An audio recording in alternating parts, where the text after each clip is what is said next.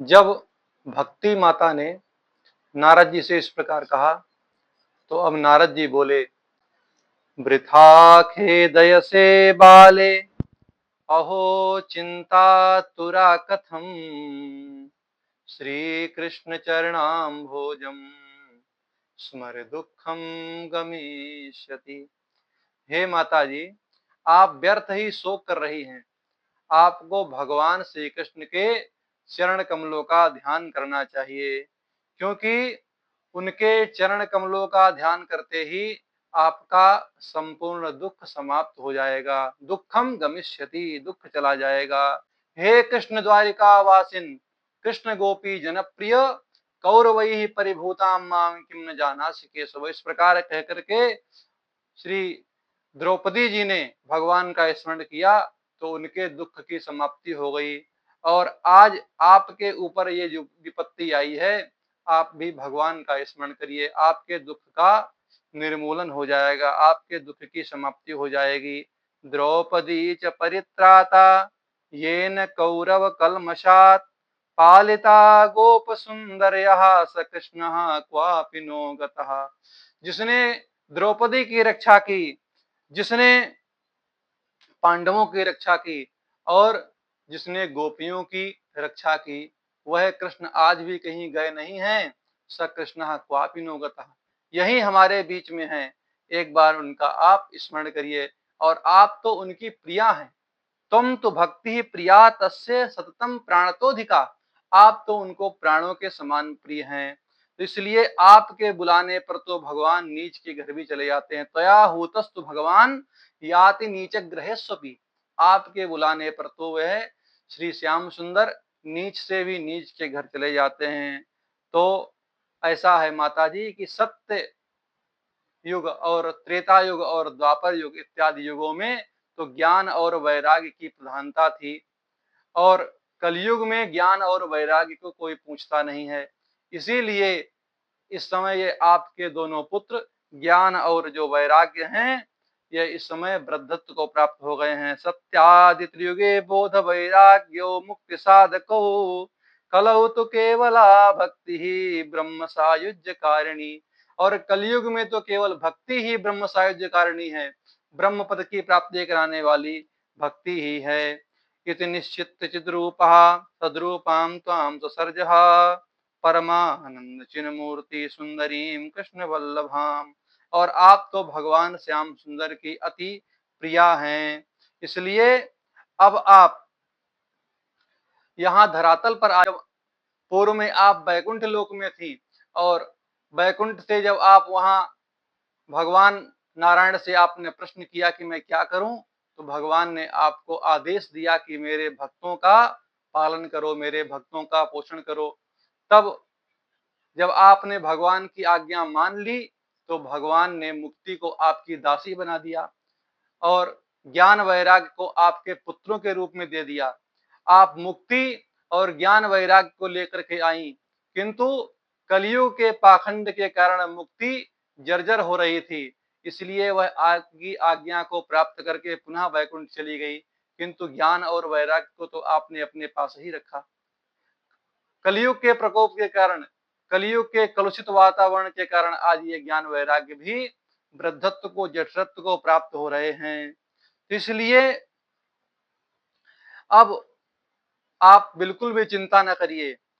मैं आपको प्रत्येक व्यक्ति के हृदय में स्थापित करूंगा, और यदि मैंने आपको जन जन में स्थापित नहीं किया, तो मैं हरि का दास नहीं कहलाऊंगा। तदा न हम हरेर दासो लोके त्वाम न प्रवर्तये। यदि मैं आपको जन जन में स्थापित न कर दूं, तो मैं श्री हरि का दास न कहलाऊं। ऐसी नारद जी ने यहाँ पर शपथ खा ली, ऐसी प्रतिज्ञा कर ली। माता भक्ति कहती हैं कि अहो नारद धन्योसी, प्रीतिस्ते मयि निश्चला, ना कदाचिद विमुंचामि, चित्ते स्थास्यामि सर्वदा।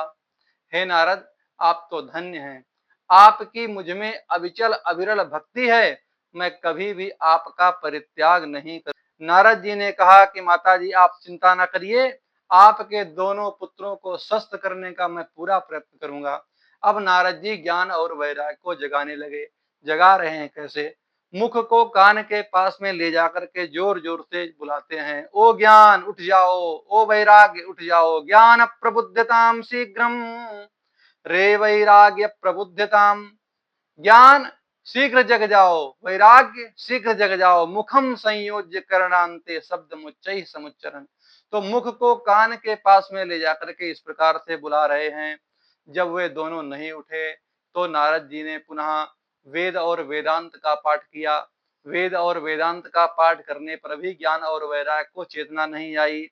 गीता पाठेर मुहुर्मुहु, बहुत बार गीता का पाठ किया, तब थोड़ा सा हल्का सा जगे और पुनः सो गए। वेद वेदांत घोषैश्च गीता पाठैर मुहुर्मुहु, बोध्यमानो तदा तेना कथंचित्तोत्थितो बलात्।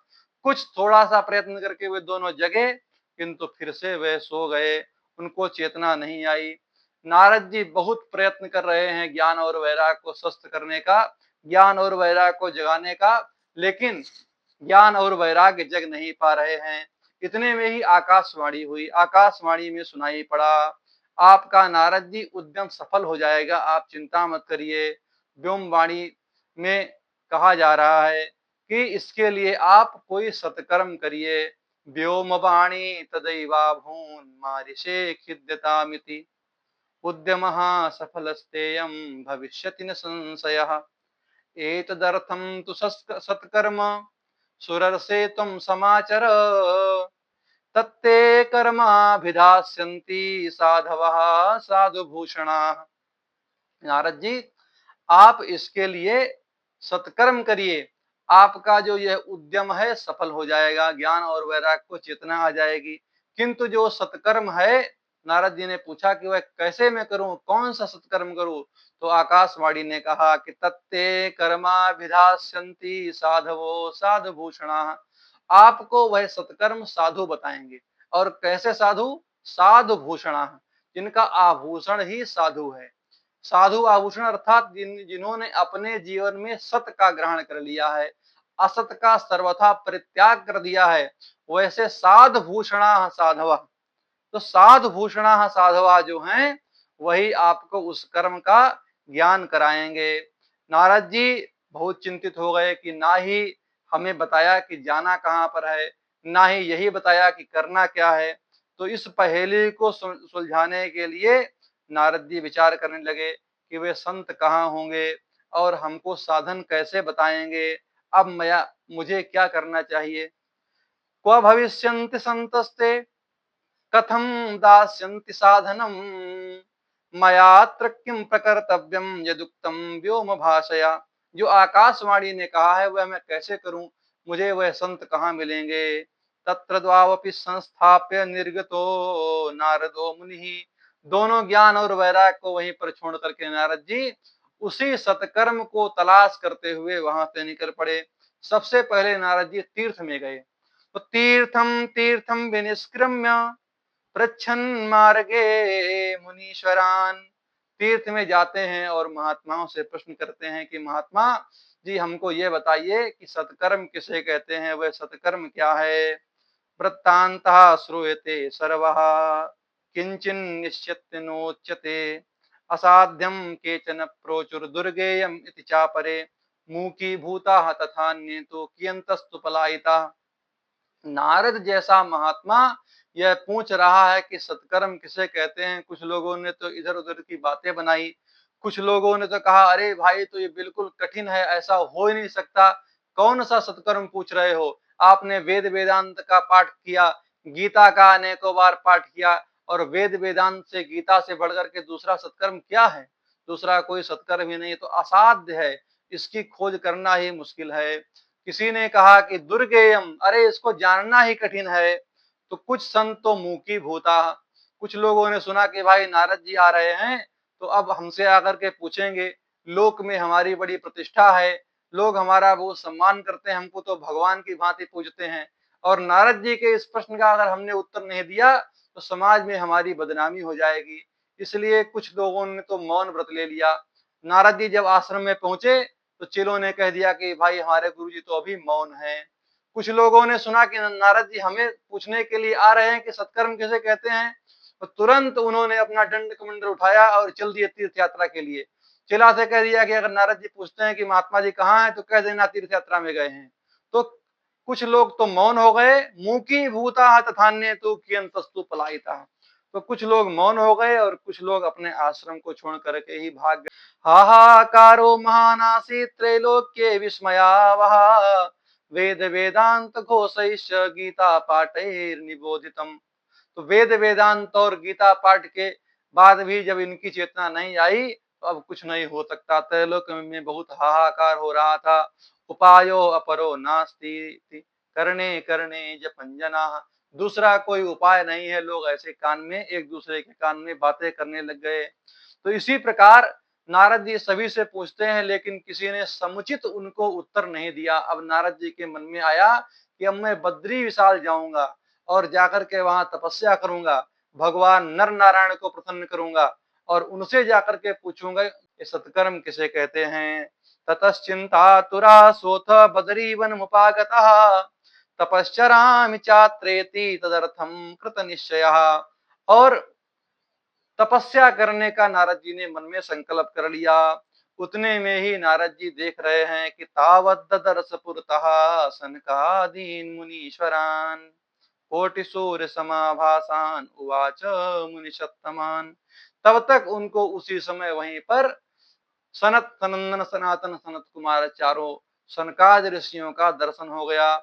नारद जी ने अब प्रणाम किया और कहा, महाराज आप हमसे पूछ रहे थे कि मैं चिंतातुर क्यों हूं, तो मेरी चिंता का कारण यही है कि अब हमें बताइए कि अब मुझे क्या करना चाहिए। इदानीं भूरि भाग्येन भवद्भिः संगमो भवत् कुमारा ब्रोताम शीघ्रम कृपाम कृत्वा ममोपरि। हमारे सौभाग्य से, पुण्यों के फल के उदय से हमारा आपसे संगम हो गया। अब आप हमारे ऊपर कृपा करिए और मुझे बताइए कि अब मुझे क्या करना चाहिए। और आप तो ऐसे महापुरुष हैं कि पूर्वेशाम अपि पूर्वजा पंचहायन संयुक्ता, सर्वदा 5 ही वर्ष के बने रहते हैं। और आप तो सृष्टि में सबसे पहले उत्पन्न हुए थे और आज तक आप कभी 6 वर्ष के नहीं हुए, आज आप 5 ही वर्ष के रहते हैं। उसका कारण यह है कि हरिशरणम एवं ही नित्यम येषां मुखे वचा। आपके मुख से सर्वदा नित्य निरंतर हरिशरणम हरिशरणम हरिशरणम की ध्वनि आती रहती है, इसलिए जरा युष्मान न बाधते, आपको बुढ़ापा ही नहीं आता। और आपके तपस्या को क्या कहना। ये शाम भ्रूभंग मात्रेण द्वारपालो हरे पुरा भूमौ निपत्तौ सद्यो यत्कृपातः पुरम गतो। आपने एक बार अपनी भ्रुकुटी को टेढ़ा किया था तो भगवान नारायण के द्वारपाल जय और विजय पृथ्वी पर आकर के गिर पड़े थे। और आपके ही कृपा प्रसाद के द्वारा, आपके ही आशीर्वाद के द्वारा वह पुनः अपने उसी लोक को प्राप्त हो गए। इसलिए अहो भाग्यस्य योगेन दर्शनम भवतामिह अनुग्रहस्तु प्रकर्तव्यो मयि दीने दया परैः। हमारा सौभाग्य है, आप हमको प्राप्त हुए, अब हमारे ऊपर आप अनुग्रह करिए और मुझे बताइए कि वह साधन कौन सा है। अशरीर गिरोक्तम यत् तत्किं साधनमुच्यताम् अनुष्ठेयं कथं तावत् प्रब्रवन्तु सविस्तरम्। वह जो आकाशवाणी ने साधन बताया है, वह साधन कौन सा है और उसका अनुष्ठान कैसे होगा। भक्ति और ज्ञान वैराग्य को हमने लोक में प्रतिष्ठित करने का माता जी को तो हमने एक प्रकार से आश्वासन दिया है और प्रतिज्ञा भी कर ली है। तदा न हम हरेर दासो लोके ताम न प्रवर्तये। जब तक मैं आपको जन जन में स्थापित न कर दूं, तो मैं हरि का दास न कहूं। और हमने तो भावनावश आकर के ऐसा वहां पर प्रण भी कर लिया था। अब मुझे बताइए कि भक्ति की जन जन में प्रतिष्ठा कैसे होगी। ज्ञान और वैराग्य जो अस्वस्थ हो गए हैं, उनको बुढ़ापा ने घेर लिया है, वह स्वस्थ कैसे होंगे। और जो वह साधन हमको आकाशवाणी ने संकेत किया है कि वह साधन भी कौन सा है। अब सनक सनंदन सनातन सनत कुमार से जब यह प्रश्न रखा, तो सनकाद ऋषि कहते हैं कि मां चिंताम कुरु देवर्षे हर्षम चित्ते समावह उपायः सुख साध्योत्र वर्तते पूर्व में वही। आप नारद जी बिल्कुल चिंता मत करिए, इसका उपाय पहले से ही है, कोई नया उपाय नहीं है। और आप तो धन्य हैं, सर्वदा भगवान के भक्तों का आप ध्यान रखते हैं। अहो नारद धन्योऽसि विरक्तानां शिरोमणिः, श्री कृष्णदासानां अग्रगण्योर्भास्करः। अहो नारद धन्योऽसि विरक्तानां शिरोमणिः, सदा श्री कृष्णदासानां अग्रणीर्योग भास्करः। आप तो श्री कृष्ण दासों में अग्रणी हैं, सर्वप्रथम तो आप ही का नाम आता है। और जो सतकर्म आकाशवाणी ने कहा था वह कोई और साधन नहीं है। सतकर्म सूचको नूनम ज्ञान यज्ञ स्मृतो बुधई। जो सतकर्म आकाशवाणी ने कहा है वह सतकर्म तो ज्ञान यज्ञ ही है, क्योंकि अन्य भी साधन शास्त्रों में कहे गए हैं, जैसे द्रव्य यज्ञ, तपो यज्ञ, योग यज्ञ, स्वाध्याय यज्ञ। किंतु इन सभी यज्ञों में सर्वश्रेष्ठ जो यज्ञ है वह ज्ञान यज्ञ है। श्रीमद्भागवतालापः सतुगीतः सुकादिभिः, सुकादि मुनियों के द्वारा जो गीत है, जो गाया हुआ है, वह श्रीमद् भागवत ही वह ज्ञान यज्ञ है। उसी की ओर आकाशवाणी ने आपको संकेत किया है। आकाशवाणी ने जो कहा है वह श्रीमद् भागवत ही है। जिस प्रकार सिंह की गर्जना सुनकर के वन के जो भेड़िए होते हैं, गीदड़ होते हैं, वो सब भाग जाते हैं, उसी प्रकार श्रीमद् भागवत की जब गर्जना होती है तो कलयुग में जो कलुषित पाप होते हैं वे सभी दूर हो जाते हैं। प्रलयम हि गमिष्यन्ति श्रीमद्भागवत ध्वने, कलेर्दोषा इमे सर्वे सिंह शब्दाद्रिका इव। जिस प्रकार सिंह का शब्द सुनकर के भेड़िए भाग जाते हैं, वैसे ही श्रीमद् भागवत की गर्जना से पाप नष्ट हो जाते हैं। श्रीमद् भागवतालापात् कथम तत्कथम बोधमेष्यति। नारद जी कहते हैं कि आप श्रीमद् भागवत की बात कर रहे हैं, ये बताइए कि श्रीमद् भागवत के द्वारा कैसे उनको चेतना आएगी, क्योंकि श्रीमद् भागवत जो है उसमें तो वेद वेदांत का सार ही है। श्रीमद्भागवतालापात् तत्कथं बोधमेष्यति, तत्कथासु तु वेदार्थः श्लोके श्लोके पदे पदे। श्रीमद् भागवत में तो वेद का अर्थ ही श्लोक श्लोक और पद पद पर गाया गया है। हमारा ये संशय दूर करिए। नारद जी ने जब प्रश्न किया तो सनकादि महात्मा कहते हैं कि देखिए, वेद और उपनिषद का जो सार है वही श्रीमद् भागवत है, इसीलिए उसकी विशेष महिमा है और वह उत्तम जान पड़ती है। जिस प्रकार आमूलाग्रम रसातिष्ठन्नास्ते न स्वाद्यते यथा, न भूयः संपृथग भूता फले विश्व मनोहरः। जो फल का रस होता है वह तो संपूर्ण वृक्ष में होता है, जड़ में होता है, शाखा में होता है, पत्ते में होता है, किंतु जो फल होता है उसका स्वाद सबसे अधिक होता है। तो कोई भी फल के रस को प्राप्त करने के लिए जड़ नहीं खाता, पत्ते नहीं खाता है, डाल नहीं खाता है, तो उसको फल ही खाना पड़ता है। उसी प्रकार जो वेद वेदांत है उनका जो सार है वह श्रीमद् भागवत है। श्रीमद् भागवत का जो रस है उसकी जो महिमा है वह सबसे अलग है। और उसी प्रकार जो गन्ना होता है, ईख होता है, उसमें भी रस होता है, किंतु जब वह रस पृथक हो जाता है तब उसका उपयोग अनेकों प्रकार से हो सकता है। अब कोई तर्क दे कि गन्ने में ही तो रस है, खीर बनाना है तो गन्ना डाल दो, तो गन्ने को डालने से खीर नहीं बनेगी, तो उसका पहले रस निकालना पड़ेगा, तब वही खीर बनती है। उसी प्रकार इदम भागवतम नाम पुराणम ब्रह्म संहितम भक्ति ज्ञान विरागाणाम स्थापनाय प्रकाशितम। तो यह जो भागवत है, भागवत पुराण, यह ब्रह्म संहित पुराण है। भक्ति ज्ञान और वैराग्य के स्थापन के लिए यह पुराण प्रकाशित किया गया है। इस प्रकार नारद जी का जो संशय था वह संशय समाप्त हो गया। अब नारद जी सनकादि महात्माओं की स्तुति करने लग गए। यद्दर्शनम च विनिहन्ति शुभानि सद्यः, श्रेयस्तनोति भव दुःखदवार्दितानां, निःशेष शेष मुख गीत कथैकपाना, प्रेम प्रकाश कृतये शरणं गतोऽस्मि। हे महात्माओं, मैं आपकी शरण में जाता हूँ। आपके दर्शन से जो जितने अशुभ होते हैं मनुष्य के, वह सब समाप्त हो जाते हैं और उसके जो दुख होते हैं वह भी समाप्त हो जाते हैं।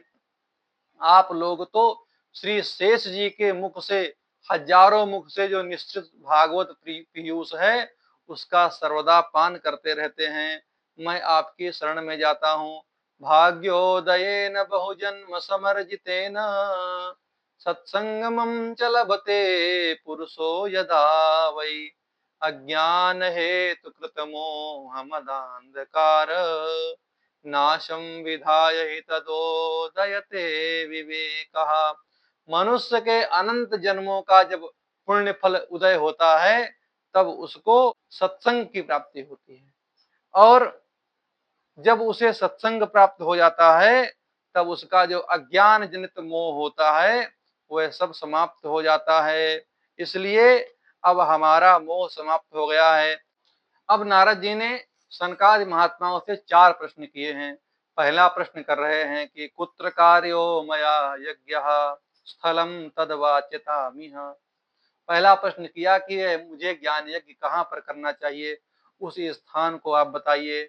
महिमा सुख शास्त्रस्य वक्तव्यो वेद पारगैः। और ये सुख शास्त्र की श्रीमद् भागवत की महिमा क्या है, उस महिमा को भी आप हमें बताइए। तीसरा प्रश्न करते हैं कि कियत भीर दिवसै श्राव्या श्रीमद् भागवती कथा। यह श्रीमद् भागवत की कथा कितने दिनों में होनी चाहिए। चौथा प्रश्न करते हैं कि को विधि तत्र कर्तव्यो ममेधम ब्रुवतामिति। और इस कथा की विधि क्या है, आप वह भी हमें बताइए।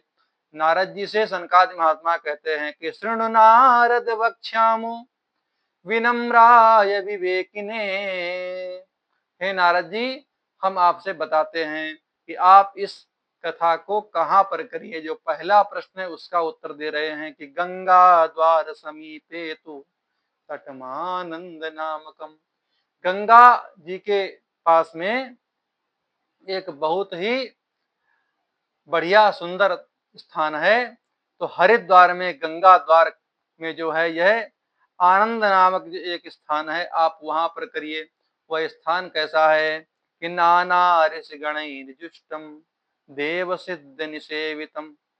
वहां पर बहुत संत समाज रहता है और उस स्थान पर बहुत अच्छा रहेगा वहां यदि कथा होगी। और नाना तरुलता किरणम नव कोमल बालुकम। और बढ़िया बढ़िया वहां पर वृक्ष हैं और गद्दा की आवश्यकता है नहीं पड़ेगी, और कोमल बालू वहां पर पहले से ही है। रम्य एकांत देशस्थम हेम पद्म सुसौरभम यत् समीपस्थ जीवानां वैरम चेतसि न स्थितम। और वह स्थान ऐसा है कि परस्पर विरोधी दोनों वहां पर प्रेम पूर्वक रहते हैं। ऐसा निर्मल सुंदर स्थान है, वहां पर करना चाहिए। यत्र भागवती वार्ता तत्र भक्त्यादिकं व्रजेत कथा शब्दम समाकरणे तत्रिकम तरुणायते।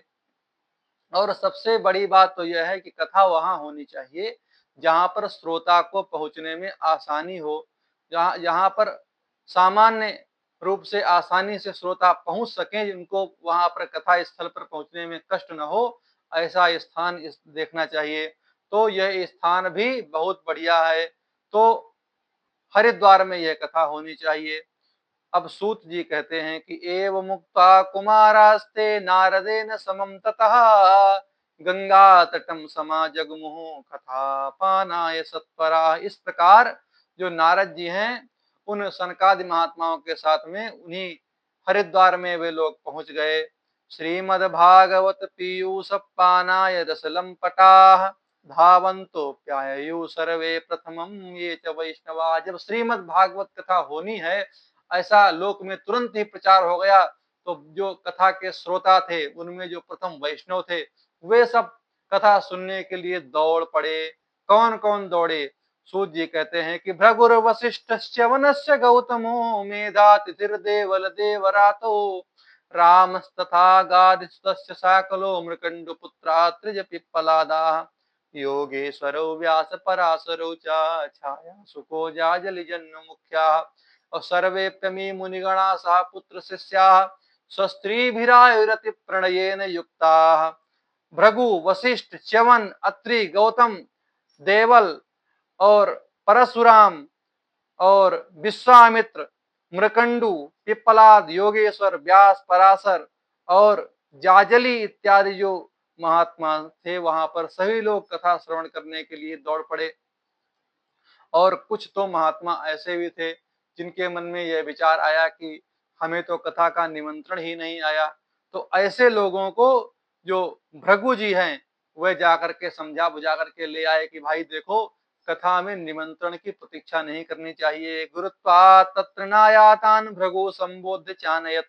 भृगु महात्मा जो है उनको आश्वासन देकर के संबोधित करके उनको भी बुला लाए और सब लोग कथा में आ गए। कई पंक्तियां वहां पर कथा के लिए बैठी। एक पंक्ति में ऋषि लोग बैठ गए, एक पंक्ति में देवता लोग बैठ गए, एक पंक्ति में वेद उपनिषद इत्यादि बैठ गए, एक पंक्ति में तीर्थ लोग बैठ गए, एक पंक्ति में स्त्रियां बैठ गईं। एक भागे ऋषिगणा तदन्यत्र दिवौकशः वेदोपनिषदोन्यत्र तीर्थान्यत्र स्त्रियोन्यतः। और जय शब्द नमा शब्द की ध्वनि होने लगी। जय शब्दो नमः शब्दा शंख शब्द तथैव च। शंख की ध्वनि होने लग गई। चूर्णलाजा प्रसूदानाम निक्षेपः सुमहान भूत। अमीर गुलाल उड़ने लगा, पुष्पों की वर्षा होने लगी।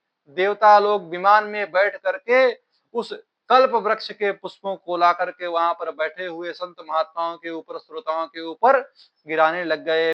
विमानानि समारुह्य कियन्तो देवनायकाः कल्पवृक्ष प्रसूनैस्तान् सर्वांस्तत्र समाकिरन्। सभी के ऊपर कल्प वृक्ष के पुष्पों को गिराने लग गए। अब सनत कुमार ने दूसरे प्रश्न का उत्तर दिया। दूसरा प्रश्न कुमार कह रहे हैं कि जो कहा कि इस कथा की महिमा क्या है, नारद जी ने प्रश्न किया था। अब सनत कुमार इत्यादि उस कथा की महिमा बता रहे हैं। कथा तो आरंभ हुई, सबसे पहले महात्म कहा गया। सदा सेव्या श्रीमद्भागवती कथा यस्याः श्रवण मात्रेण हरिश्चित्तम समाश्रयेत्। पहले श्लोक में बताया कि सर्वदा जो इस कथा का श्रवण करते हैं उनके हृदय में भगवान श्री हरि प्रतिष्ठित हो जाते हैं, भगवान विराजित हो जाते हैं। तावत् संसार चक्रेस्मिन् भ्रमते अज्ञानता पुमान् यावत् कर्णगता नास्ति सुख शास्त्र कथा क्षणम। मनुष्य तभी तक जन्म के चक्कर लगाता है, जन्म लेता है मरता है, जन्म लेता है मरता है, जब तक उसके कान में यह भागवत की कथा नहीं गई तभी तक मनुष्य का जन्म मरण होता है। किम श्रुतैर्बहुभिः शास्त्रैः पुराणैश्च भ्रमावहैः एकम भागवतम शास्त्रम मुक्तिदानेन गर्जति। बहुत सारे शास्त्रों को, बहुत सारे पुराणों को सुनने से क्या लाभ, एकमात्र श्रीमद् भागवत ही मुक्ति देने के लिए गर्जना कर रहा है। और श्रीमद् भागवत की यदि किसी से तुलना की जाए तो किसी भी साधन से श्रीमद् भागवत की तुलना ही नहीं हो सकती। कोई कहे गंगा स्नान कर लीजिए तो गंगा से भी तुलना नहीं हो सकती, गया से भी तुलना नहीं हो सकती, काशी पुष्कर प्रयाग इत्यादि से भी इसकी श्रीमद् भागवत कथा के फल की तुलना नहीं हो सकती। अब कोई कहे कि यज्ञ कर लीजिए तो सनत कुमार जी कहते हैं कि अश्वमेध सहस्राणि वाजपेय शतानि च सुख शास्त्र कथायाश्च कलाम नार्हति षोडशीम।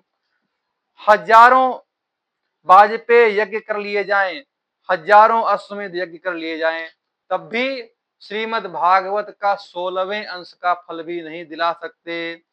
तो श्रीमद् भागवत कथा की यही महिमा है।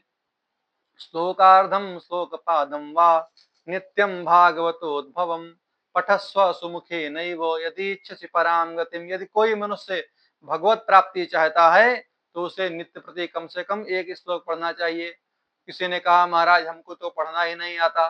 सनत कुमार कहते हैं कि श्लोकार्धम, आधा श्लोक पढ़ लीजिए। किसी ने कहा वह भी बड़ा कठिन है, नहीं पढ़ पाएंगे, तो एक पाद पढ़ लीजिए, एक चौथाई श्लोक पढ़ लीजिए, उसी से भगवान की प्राप्ति हो जाएगी। अंतकाले तुझे नैव श्रूयते सुख शास्त्रवाक् प्रीत्या तस्यैव वैकुंठम गोविंदोपि प्रयच्छति। जो कोई मनुष्य अंतकाल में मृत्यु के समय इस कथा को सुन लेता है उसे निश्चित रूप से वैकुंठ की प्राप्ति हो जाती है। आजन्म मात्रमपि येन सठेन किंचित चित्तम विधाय सुख शास्त्र कथा न पीता चांडाल वच्च खरवत वदते न नीतम मिथ्या स्वजन्म जननी जनि दुख भाजा जीवस्सवो निगदितः सतु पाप कर्मा येन श्रुतं सुख कथा वचनम न किंचित धिक्तं नरम पशु समं भुवि भार रूपम एवं वदन्ति दिवि देव समाज मुख्या। जिस मनुष्य ने अपने जीवन में कभी भी एक बार भी श्रीमद् भागवत कथा को नहीं सुना वह तो मानो चांडाल और पशुओं के समान है। उसने व्यर्थ ही अपनी माता को दुखी किया है, प्रसव का दुख दिया है।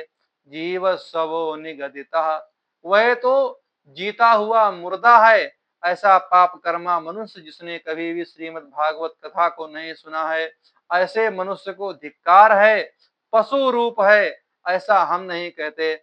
ऐसा तो देवता लोग कहते हैं, क्योंकि देवता लोग कथा सुनने के लिए आए थे, सुखदेव जी ने उनको वहां से भगा दिया था। इसलिए दुर्लभैव कथा लोके श्रीमद्भागवतोद्भवा कोटि जन्म समुत्थेन पुण्येनैव तु लभ्यते। अनेकों जन्मों के पुण्यों का जब उदय होता है तब यह श्रीमद् भागवत की कथा सुनने को मिलती है। दुर्लभैव कथा लोके, ये कथा दुर्लभ है। योगाद गर्जति सप्ताहो ध्यानात् ज्ञानाच्च गर्जति किंबुमो गर्जनम तस्य रे रे गर्जति गर्जति। श्रीमद् भागवत योग से भी बढ़कर है, ध्यान से भी बढ़कर है, ज्ञान से भी बढ़कर है। अरे ये तो कहाँ तक वर्णन करें, सभी से बढ़कर है। इसलिए यह श्रीमद् भागवत की जो महात्म्य की महिमा है उसको सनकादि महात्मा गा रहे हैं। जिस समय इस प्रकार इस महिमा का बखान कर ही रहे थे उसी समय जो भक्ति अपने ज्ञान और वैराग्य पुत्रों के साथ में वहीं पर प्रकट हो गई। उनके ज्ञान और वैराग्य पुत्र ही स्वस्थ हो गए। भक्ति सुतौ तौ तरुणौ गृहीत्वा प्रेमैक रूपा सहसा विरासीत श्री कृष्ण गोविंद हरे मुरारे नाथेति नामानि मुहुर्वदन्ति।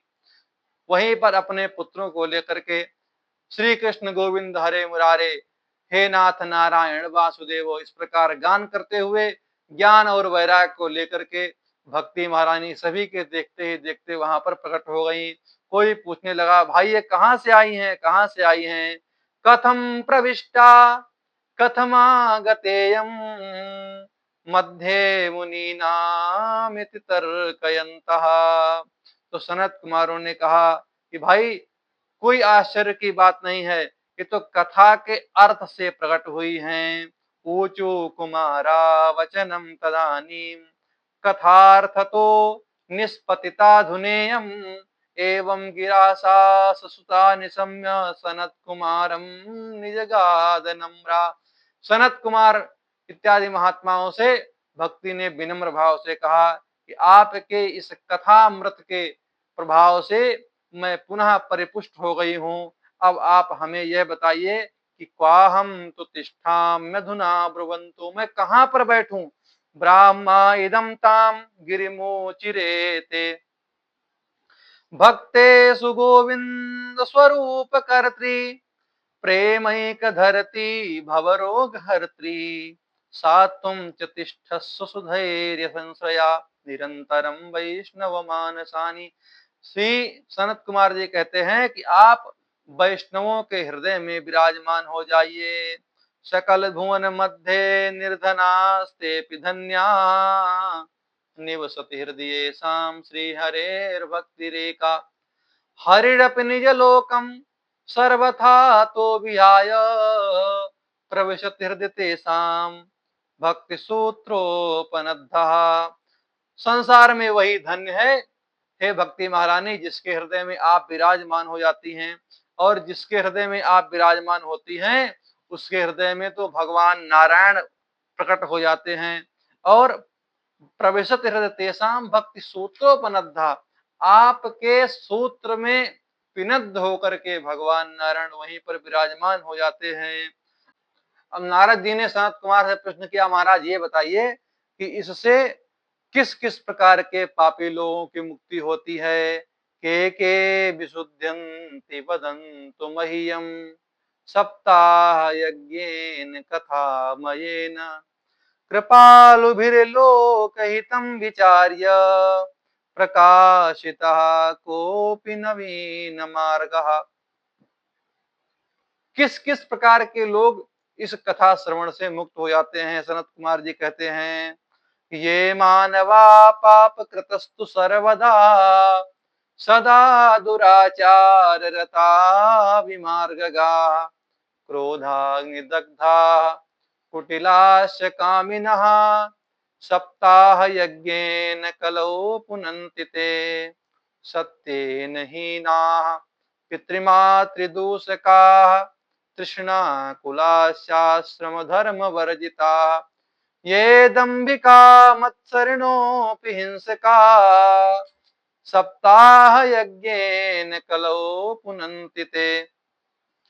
जिन लोगों ने जीवन में कभी किसी प्रकार का पुण्य किया ही ना हो, पाप ही पाप किया हो, सर्वदा दुराचार में रत रहे हो, क्रोधी स्वभाव वाले हो, कुटिल हो, कामी हो, ऐसे लोग भी यदि इस कथा को सुन लें तो उनकी मुक्ति हो जाती है।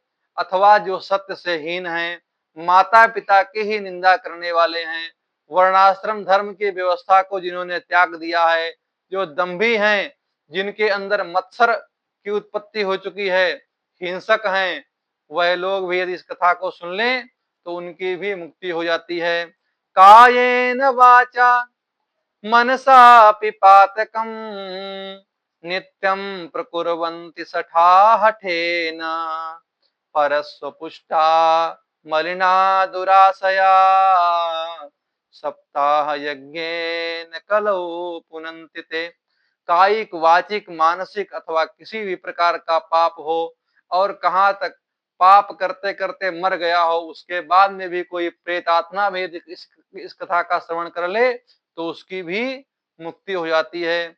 तो यहाँ पर मैं एक उदाहरण रूप में एक आख्यान सुना रहा हूँ, उसे सुनिए। अत्ते कीर्ति श्यामः इतिहासं पुरातनम यस्य श्रवण मात्रेण पापहानि प्रजायते।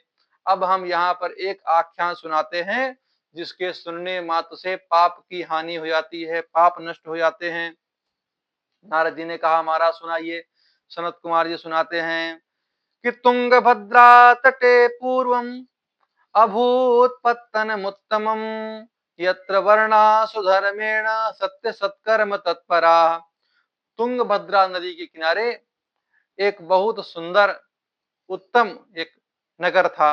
वहां पर चारों वर्णों के लोग अपने अपने आश्रम में व्यवस्थित रूप से रहते थे। आत्मदेवः पुरे तस्मिन् सर्ववेद विशारदः श्रौत स्मारते सुनिष्णातः द्वितीय इव भास्करा। उसी नगर में एक आत्मदेव नाम के पंडित जी रहते थे। श्रौत स्मार्त इत्यादि विधियों में वह निष्णात थे और ऐसा लगता था कि वह पृथ्वी पर द्वितीय सूर्य हों, ऐसा उनका तेज चमकता था। भिक्षुको वित्तवान लोके तत्प्रिया धुंधली स्मृता सौभाग्य स्थापिका नित्यम सुंदरी सुकुलोद्भवा। उनकी एक पत्नी थी। पत्नी की कुछ विशेषताएं बता रहे हैं। वह पत्नी कैसी थी? सुंदरी थी, अच्छे कुल की थी, लेकिन उसका जो है एक स्वभाव था सौभाग्य स्थापिका नित्यम, जो कह देती वो कह देती, तो उस प्रकार की थी। उसका नाम था धुंधली। और स्वभाव कहते हैं कि लोक वार्ता क्रूरा प्रायसो बहुजल्पिका सूराचा गृह कृत्येषु कृपणा कलह प्रिया। लोक वार्ता में वह बहुत ही निपुण थी और बहुत बोलने वाली थी, लेकिन घर के काम काज में बहुत निपुण थी। और उसका एक स्वभाव ऐसा भी था कि वह कृपण बहुत थी, कंजूस बहुत थी और नित्य प्रति झगड़ा करने वाली, बहुत झगड़ालू थी। एवं निवसतो प्रेमणा दंपत्यो रममाणयो अर्थाः कामास्तयोराशन सुखाय ग्रहादिकम। तो इस प्रकार उस पत्नी के साथ में आत्मदेव पंडित जी रहते थे और सब कुछ तो था, लेकिन उनके कोई भी पुत्र नहीं था। धनार्थम धर्म मार्गेण ताभ्याम नीतम तथापि च। जो उनके पास धन था, उन्होंने धर्म मार्ग से उस धन की कमाई की थी, किसी भी अधर्म प्रकार से उनका आया हुआ धन नहीं था। लेकिन इतना सब करने के बाद में भी, स्रोत स्मार्त में निष्णात होने के बाद में भी, तपस्या स्वाध्याय संपन्न होने के बाद में भी, न पुत्रो न पुत्री वा ततश्चिंता तुरो भृशम, न उनके कोई पुत्र हुआ और न ही कोई पुत्री हुई। इससे वह पंडित जी बहुत ही चिंतित हुए और एक दिन तो इतना उनको कष्ट हुआ कि एकदा सदुजो दुखात गृहम त्यक्त्वा वनम गतः। एक दिन उनको इतना कष्ट हुआ कि घर छोड़ करके वन में ही चले गए। मध्याह्न काल हुआ, प्यास लगी, एक तालाब के पास में गए, वहां पर जल पिया और कुछ देर वहीं पर उस सरोवर के पास में बैठे रह गए। और जब उन्हें कुछ समझ में नहीं आया तो वहीं पर बैठ करके रोने लग गए। रो ही रहे थे कि इतने में ही वहां से एक दंडी साधु निकल पड़े। उन साधु ने उन पंडित जी को रोते हुए देखा तो प्रश्न किया, कथम रोदिसी विप्रत्वम काते चिंता बलीयसी वर्तम सत्वरम मह्यम सस्य दुखस्य कारणम। अरे पंडित जी, आप क्यों रो रहे हैं? आपके कष्ट का कारण क्या है? आप हमें बताइए। पंडित जी रो रहे थे तो महात्मा को लगा कि हो सकता है कि भगवान के विरह में रो रहे हो, भगवान की याद आ रही हो। तो भगवान का वियोग है, भक्त भगवान का है, तो कुछ सांत्वना देनी चाहिए, और नहीं कुछ तो थोड़ी देर बैठ करके सत्संग ही होगा। तो यह विचार करके वह सन्यासी पंडित जी के पास में आए और उनके रुदन का कारण पूछने लग गए। अब पंडित जी तो रो रहे थे पुत्र के वियोग में कि पुत्र ही नहीं है। किम ब्रवीमि से दुखम पूर्व पापेन संचितम मदीया पूर्वजास्तोयम कबोष्णम उपभुंजते। पंडित जी कहने लगे कि हे महात्मा, मैं आपको अपना दुख, अपना कष्ट क्या बताऊं? ये तो मेरा पूर्व जन्म का किया हुआ पाप ही है। बात ऐसी है कि हमारे बात ऐसी है कि हमारे कुल में अभी तक कोई भी ऐसा उत्पन्न नहीं हुआ कि हमारे बाद आगे चल करके हमारे पितरों का तर्पण श्राद्ध इत्यादि कर सके। तो और अब तो हमारे पितर भी हमसे जल ग्रहण नहीं करते। जो मैं गाय पालता हूँ वह बच्चा ही नहीं देती, जो मैं तुलसी लगाता हूँ वह तुलसी ही सूख जाती है, जिस वृक्ष को लगाता हूँ वह वृक्ष ही सूख जाता है। दिग्जीवितम प्रजाहीनम दिग्रहम च प्रजाम बिना दिग्धनम चानपत्यस्य दिक्कुलम संततिम बिना। तो ऐसे धन को धिक्कार है, ऐसे घर को धिक्कार है, ऐसे कुल को धिक्कार है जिसमें संतति ही न हो। और तो मैं क्या कहूं, इस समय मैं बहुत ही कष्ट पा रहा हूँ।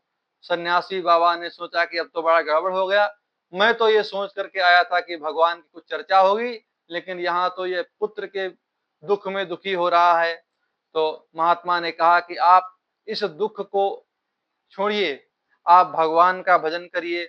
संसार में पुत्र पुत्री से किसी को कोई लाभ नहीं होने वाला है। मुंचा ज्ञानम प्रजा रूपम बलिष्ठा कर्मणो गति विवेकम तु समासाद्य ते संसार वासना।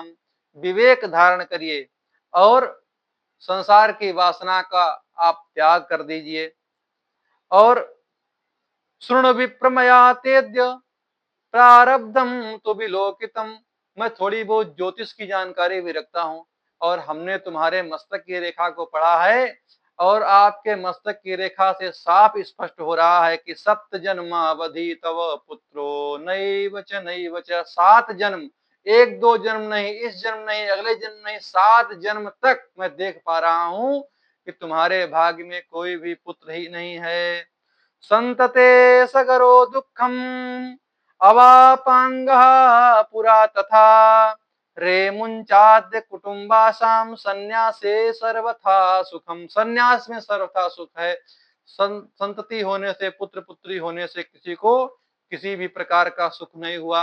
राजा सगर के तो 60,000 पुत्र थे, आपको पता होगा, लेकिन सगर को पुत्रों से और दुख ही हुआ। राजा हुए अंग, पुत्र हुआ बेन, महादुष्ट महानासिक। उनको तो इतना कष्ट हुआ कि अपना राज्य छोड़ करके ही भाग जाना पड़ा।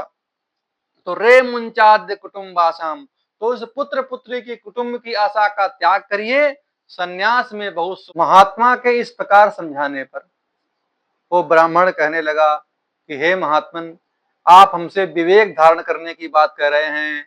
विवेकेन भवेत् किम मे पुत्रम देहि बलादपि नो चेत् त्यजाम्यहं प्राणास्पदग्रे शोकमूर्छिता। यदि आप हमें पुत्र नहीं देंगे तो मैं अभी प्राण त्याग दूंगा, और आपके सामने मरूंगा तो आपको ब्रह्म हत्या लग जाएगी। इसलिए आप हमको किसी भी प्रकार से अब पुत्र दीजिए ही। इस प्रकार उस ब्राह्मण का दुराग्रह देख करके उन महात्मा ने कहा कि देखिए, विधाता के लेख को मिटाने का आप हठ कर रहे हैं। पूर्व काल में राजा चित्रकेतु को भी ऐसा ही, उन्होंने भी ऐसा ही हठ किया था, तो उनको भी कष्ट उठाना पड़ा था। इसलिए विधाता के लेख को मिटाने का कभी कुत्सित प्रयास नहीं करना चाहिए, आप ऐसा मत करिए। लेकिन तब भी वह ब्राह्मण नहीं माना और उन दंडी सन्यासी से बार बार आग्रह करने लगा। महात्मा जी ने देखा कि पंडित जी बहुत ही हट कर रहे हैं, तो उनके उस आग्रह को देख करके एक फल निकाला अपनी झोली से और उन ब्राह्मण देवता को देते हुए कहा कि इस फल को ले जाकर के अपनी पत्नी को खिला देना, इससे आपकी पत्नी को बहुत सुंदर पुत्र होगा। तो पंडित जी ने पूछा कि महाराज कोई नियम भी है क्या इस फल को खाने के बाद? तो नियम बता रहे हैं कि सत्यम शौचम दया दानम एक भक्तम तो भोजनम।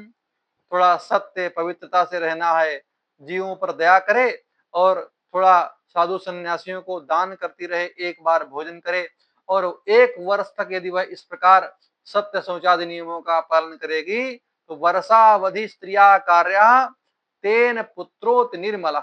तो इस प्रकार यदि वह करेगी तो उसको बहुत ही निर्मल पुत्र की प्राप्ति होगी। एवं मुक्ता यो योगी विप्रस्तु ग्रहमागता। इस प्रकार वह ब्राह्मण अपने घर आया और आकर के अपनी पत्नी को वह फल दिया, और फल देकर के बोला यह फल तुम खाओ और तुमको पुत्र होगा। लेकिन उसकी जो पत्नी थी तो बहुत कुटिला थी। इसकी जो उस पत्नी के बारे में पहले ही बता चुके हैं कि तरुणी कुटिला तस्य सख्यग्रे चरुरोदः अहो चिंता ममोत्पन्ना फलम चाहम न भक्षये। और उस फल को लेकर वह बैठ गई। थोड़ी देर में उसकी एक पड़ोसन आई, पड़ोसन के आगे वह तो रोने लग गई कि हमको तो बहुत ही कष्ट हो गया, इस फल को मैं बिल्कुल नहीं खाऊंगी। पता नहीं कहाँ से ये फल लेकर के आए हैं, कुछ मंत्र जादू टोना करवा करके तो नहीं लाए, मुझे वशीकरण तो नहीं करना चाहते। इस प्रकार वह विचार करते हुए उस सखी से कहने लगी। तो उस पड़ोसन ने कहा देखो आपके पति हैं, आपका हित ही चाहेंगे, बहुत अच्छी बात है, आपके घर में एक संतति होगी, पुत्र होगा, आनंद होगा, तो इस फल को खा लेने में कोई बुराई नहीं है। उसने तो बहुत समझाया लेकिन ये धुंधली थी, इसकी समझ में बुद्धि में बात ही नहीं आई। तो उससे कहने लगी अगर मैं फल खाऊंगी तो गर्भवती हो जाऊंगी, और कदाचित मैं गर्भवती हो गई तो मेरा पेट बढ़ जाएगा, और मेरा पेट बढ़ जाएगा तो मेरा भोजन कम हो जाएगा, भोजन कम कर पाऊंगी, और भोजन कम करूंगी तो मैं कमजोर हो जाऊंगी, कमजोर हो जाऊंगी तो मैं घर के काम कैसे करूंगी, मैं तो बहुत घर के काम करती हूँ। और इसकी विशेषता बताते हुए पहले ही कह चुके हैं कि गृह कार्य में बहुत कुशल है, तो घर के काम मैं कैसे कर पाऊंगी। इस प्रकार वह अपने दुख को कह रही है कि फल भक्षेण गर्भस्यात् गर्भेणोदर वृद्धिता स्वल्प भक्ष्यम ततो शक्ति गृह कार्यम कथम भवेत।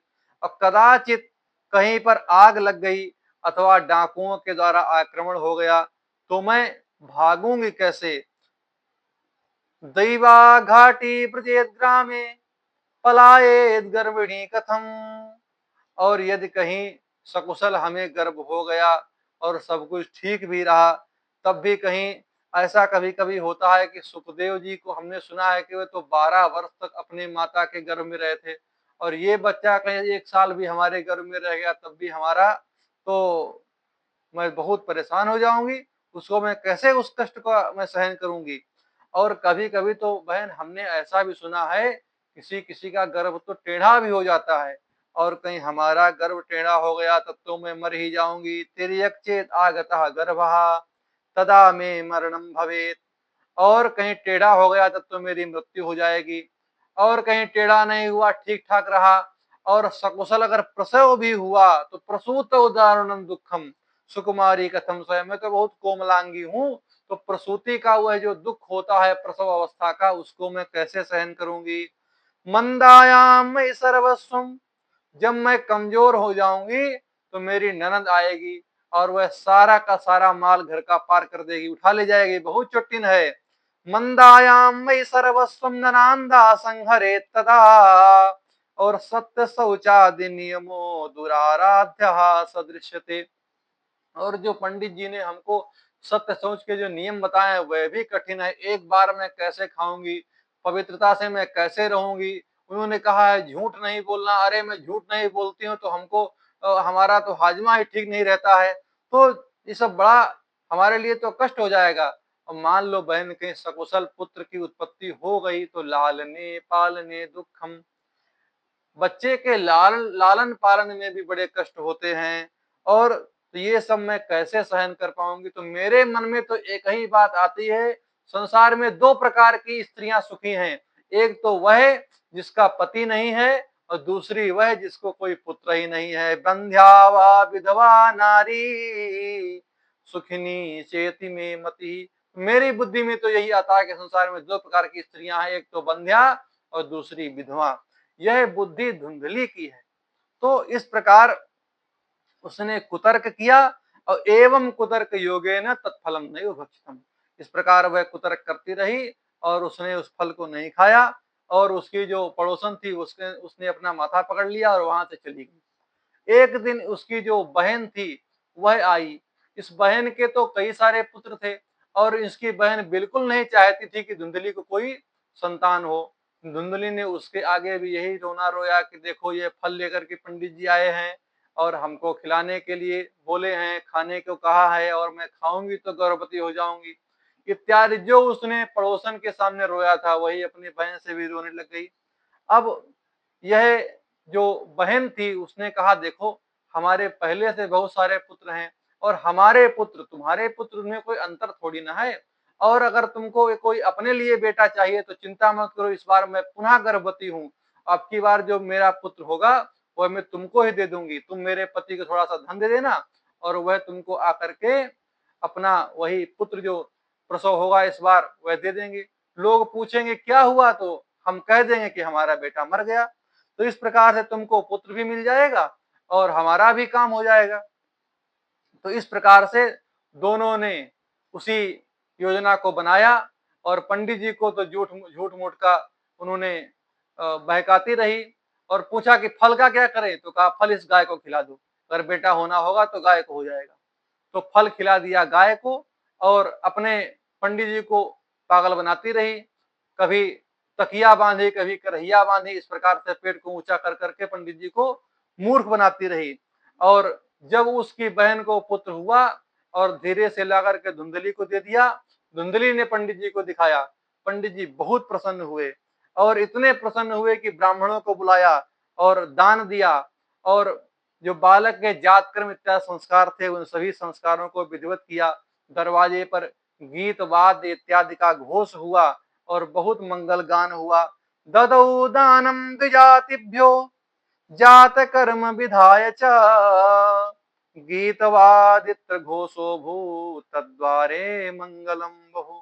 तो इस प्रकार से उसने अपने पंडित जी को मूर्ख बनाया, और जब दूध पिलाने की बात आई तो उसने कहा देखो हमें तो दूध ही नहीं आ रहा है, ऐसा है कि हमारी बहन को पुत्र हुआ था, उसका पुत्र मर गया, तो उसको बुला दो, वह दूध पिला देगी। तो अपनी उस बहन को बुलवाया, उससे लालन पालन कराया। इस प्रकार से पंडित जी भी प्रसन्न हैं और धुंधली भी प्रसन्न है। 3 माह बीतने पर जिस गाय को वह फल खिलाया था, उसने भी एक बहुत सुंदर बालक को जन्म दिया।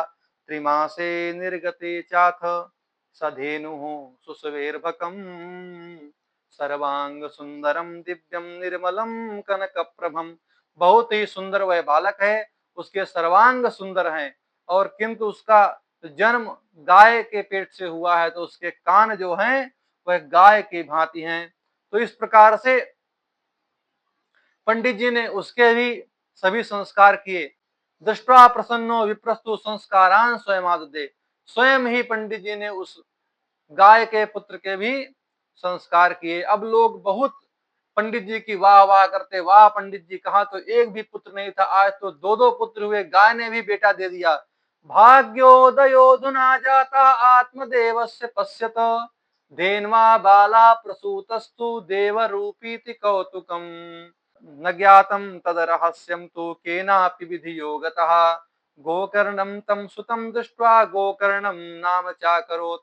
उसके जो कान है वे गाय की भांति हैं, इसलिए उस बालक का नाम गोकर्ण किया। और जब धुंधली के पुत्र का उसका नामकरण लगे, तो उसने कहा इसका नाम तो मैं रखूंगी। तो नाम मात्रा प्रतिष्ठितम, तो उसका नाम तो धुंधली ने रखा। धुंधली ने कहा कि मेरा नाम धुंधली है, तो मैं इसका नाम धुंधकारी रखूंगी। तो धुंधकारी नाम उसकी माता धुंधली ने रख दिया। इस प्रकार धीरे धीरे वह दोनों बालक बड़े होने लग गए। कियत काले न तो जातो तरुणो तनया बुभौ गोकर्ण पंडितो ज्ञानी धुंधकारी महाखलः। गोकर्ण जो हुए वह बहुत ही विद्वान हुए, ज्ञानी हुए, किंतु जो धुंधकारी है बहुत दुष्ट हुआ। धुंधकारी स्नान शौच क्रियाहीनो दुर्भक्षी क्रोध वर्धितः दुष्परिग्रह करता चा सब हस्ते न भोजनम। यह स्नान नहीं करता है, शुद्धता पवित्रता से नहीं रहता है, और जो भी मिलता है उल्टा सीधा सब कुछ खाता है, बहुत क्रोधी है, और धन भी बहुत गलत तरीके से अर्जित करता है। चौरः सर्वजनद्वेषी परवेश्म प्रदीपकः लालनार्यार्वकान् धृत्वा सद्यः कूपे निपातयत्। लोगों से छोटे छोटे बच्चे खिलाने के लिए लेता है और उनको कुएं में डाल देता है। हिंसकः शस्त्रधारी च दीनान्धानां प्रपीडकः। दीनों को और अंधों को बहुत कष्ट देता है। चांडालाभिरतो नित्यं पाशहस्तं सुसंगतः।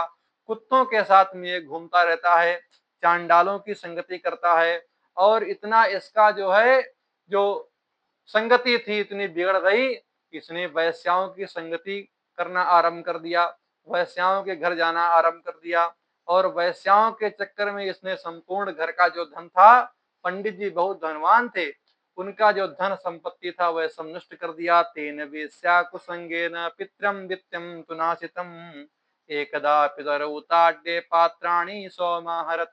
जब घर का धन समाप्त हो गया, तो एक दिन अपने पिता को इसने बहुत मारा और घर के बर्तनों को जाकर के बेच दिया। अब पंडित जी जब अपने उस धुंधकारी से मार खाए, तो एक दिन बैठ करके रोने लग गए, सोचने लग गए, को तिष्ठामि को गच्छामि को में दुखम व्यपोहयेत प्राणास्तजामि दुखेन हा कष्टम मम संस्थितम। मैं कहाँ जाऊं, कहाँ बैठूं, मेरे दुख का, मेरे कष्ट का निवारण कौन करेगा, और क्या मैं अपने प्राणों को ही त्याग दूं, इतना बड़ा मेरे ऊपर कष्ट आया है। तदानीं तु समागत्य गोकर्णो ज्ञान संयुतः बोधयामास जनकं वैराग्यं परिदर्शयन्। उसी समय गोकर्ण जी ने देखा कि हमारे पिताजी बहुत दुखी हैं। उन्होंने आकर के अपने पिताजी को समझाया और कहने लगे, पिताजी संसार में किसी से भी प्रेम करने लायक नहीं है। असारहा खलु संसारा दुख रूपी विमोहकः सुतः कस्य धनम कस्य स्नेहवान ज्वलते निशम।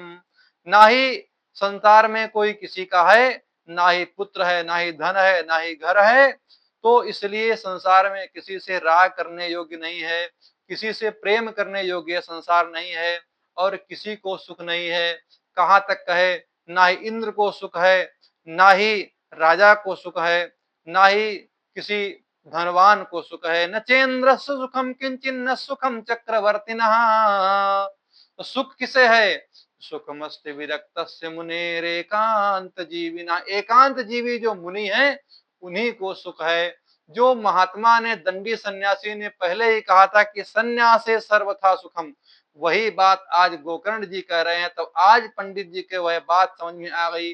लेकिन उस दिन जब वह सन्यासी उनको यही समझा रहा था कि सन्यास ले लीजिए, हमारे साथ चलिए, पुत्र पुत्री से किसी को सुख की प्राप्ति नहीं होती है, तब पंडित जी को वह बात नहीं समझ में आई थी। तब उन्होंने कहा था कि प्राणास्त जाम्यहम्, मैं प्राणों को त्याग दूंगा।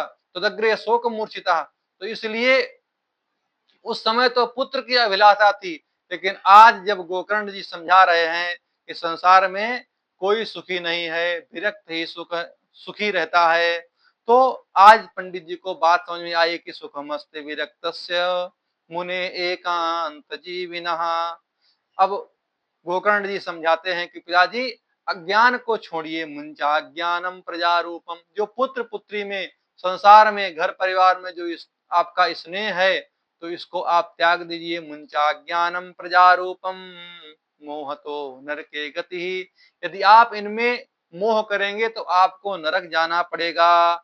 इसलिए तो करना आपको क्या चाहिए? सर्वम त्यक्त्वा वनम व्रज। आप सब कुछ त्यागिए और वन चले जाइए। अब गोकर्ण जी से पंडित जी ने हाथ जोड़ करके कहा कि बेटा, संसार में जो हमारा स्नेह है, मोह है, ममता है, ये छूटता नहीं है। अंधकूपे स्नेह पासे बद्धा पंगु हम सठा कर्मणा पतितो नूनम मामुद्धर दया निधे। आप हमारा उद्धार करिए, मैं इस अंधकूप में पड़ा हुआ हूँ। गोकर्ण जी ने 2 श्लोकों में पिताजी को समझाया, और ये 2 श्लोक बहुत ही ध्यान देने योग्य हैं। पंडित जी से गोकर्ण जी कह रहे हैं कि देहे स्थिमांसि रुधिरे भिमतिम त्यजत्वम जाया सुतादिषु सदा ममतां विमुञ्च पश्यानिशं जगदिदं क्षणभङ्गनिष्ठं वैराग्य राग रसिको भव भक्ति निष्ठः।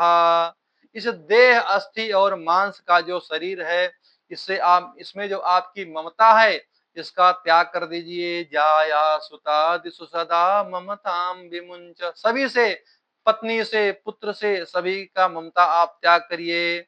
पश्यानिशम जगदिदम क्षण भंग निष्ठम। इस संसार को आप क्षण भंगुर जानिए। जो आज आपको दिख रहा है वह कल नहीं रहेगा, यही इस संसार का सत्य है। इसलिए वैराग्य राग रसिको, वैराग्य राग के आप रसिक हो जाइए, वैराग्य को धारण कर लीजिए। और भव भक्ति निष्ठा, भगवान के चरणों में प्रीति बढ़ाइए। धर्मं भजस्व सततम, प्रीति बढ़ा करके करना क्या है? धर्म का आचरण करिए और लोक धर्म का त्याग करिए। धर्मं भजस्व सततम त्यज लोक धर्मान सेवस्व साधु पुरुषान जहि काम तृष्णाम अन्यस्य दोष गुण चिंतन सुमुक्त्वा सेवा कथा रसमहो नितराम पिबत्वम। तो सर्वदा धर्म का आचरण करिए और लोक धर्म का त्याग करिए। साधु पुरुषों की संगति करिए, काम तृष्णा का त्याग करिए। दूसरे के दोष और गुणों में, किसी में दोष ना देखिए, ना ही किसी के गुण देखिए। भगवान की सेवा करिए, भगवान की कथा सुनिए, उनकी कथा गाइए। इस प्रकार से आप जो है वैराग्य लेकर के ऐसा आचरण करिए। आज पंडित जी को सब कुछ समझ में आया और छोड़ दिया परिवार। एवं सुतोक्ति वसतोपि गृहं विहाय यातो वनं स्थिरमतिः गत षष्ठी वर्षः युक्तो हरेर्निदिनं परिचर्यासो श्रीकृष्णमापनियतं दशमस्य पाठात्। उस समय पंडित जी की 60 वर्ष की अवस्था पूरी हो चुकी थी और वे वन को चले गए। और वन में जाकर के भगवान श्री कृष्ण के चरणों में अनन्य प्रेम को स्थापित करते हुए, दशम स्कंद का पाठ करते हुए उन्होंने भगवत प्राप्ति कर ली। बोली वृंदावन बिहारी लाल की जय।